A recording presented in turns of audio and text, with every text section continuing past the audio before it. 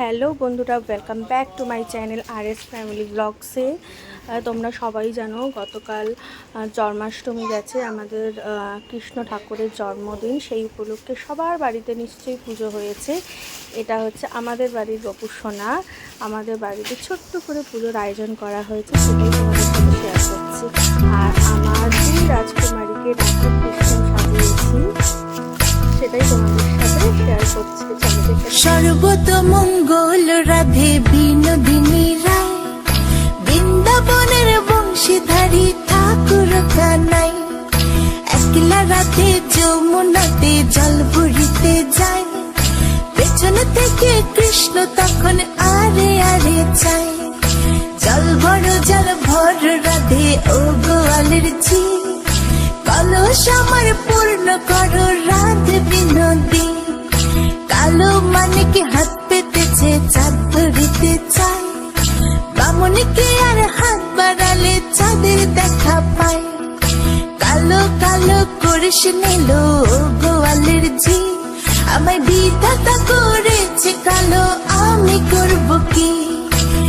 এক কালো যমুনার জল সর্বপ্রাণী খায়, আরেক কালো আমি কৃষ্ণ সকল রাধে চাই।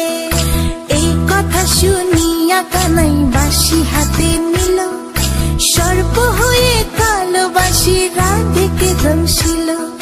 ডান পায়ে দংশিল রাধের, বাম পায়ে ধরিল, মরলাম মরলাম বলে রাধে জমিনে পড়িল। মরবে না রাধে মন্ত্র ভালো জানি, দু একখানা ঝাড়া দিয়ে বিষ করিব পানি। এমন অঙ্গের বিষ যে ঝাড়িতে পারে, সোনার এই যৌবন খানি দান করিব তারে।